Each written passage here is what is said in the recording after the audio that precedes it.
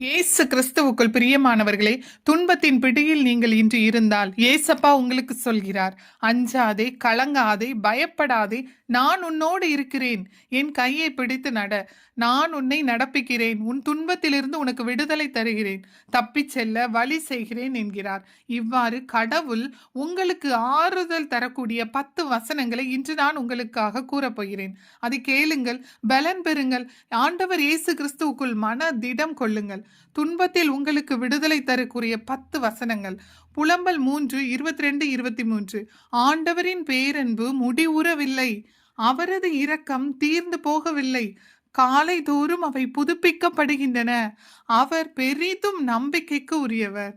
திருப்பாடல்கள் 23:4.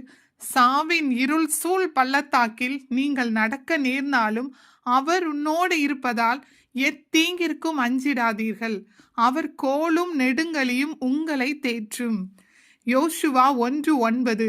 அஞ்சாதே, கவலைப்படாதே, ஏனெனில் உன் கடவுளும் ஆண்டவருமான நான் நீங்கள் செல்லும் இடமெல்லாம் உங்களோடு இருப்பேன். எசாயா 43:1-3.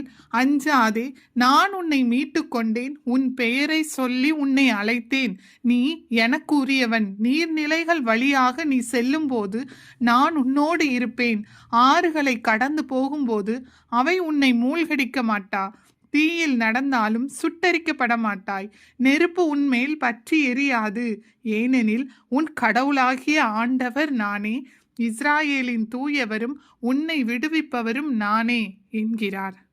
ரோமையர் 15:13. எதிர்நோக்கை தரும் கடவுள் நம்பிக்கையால் உண்டாகும் பெரும் மகிழ்ச்சியாலும் அமைதியாலும் உங்களை நிரப்புவாராக.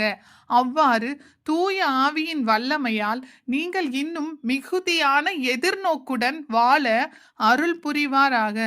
பிலிப்பியர் 4:5-7. ஆண்டவர் அண்மையில் உள்ளார், எதை பற்றியும் கவலைப்பட வேண்டாம், ஆனால் நன்றியோடு கூடிய இறைவேண்டல், மன்றாட்டு ஆகிய அனைத்தின் வழியாகவும் கடவுளிடம் உங்கள் விண்ணப்பங்களை தெரிவியுங்கள். அப்பொழுது அறிவெல்லாம் கடந்த இறை அமைதி கிறிஸ்து இயேசுவோடு இணைந்துள்ள உங்கள் உள்ளத்தையும் மனதையும் பாதுகாக்கும். 1 பேதுரு 5:6-7.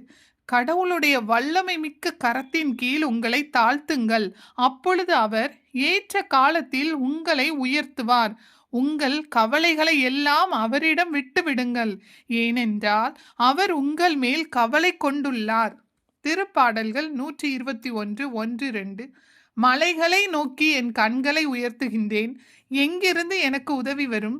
விண்ணையும் மண்ணையும் உண்டாக்கிய ஆண்டவரிடமிருந்தே எனக்கு உதவி வரும். எரேமியா 29:11.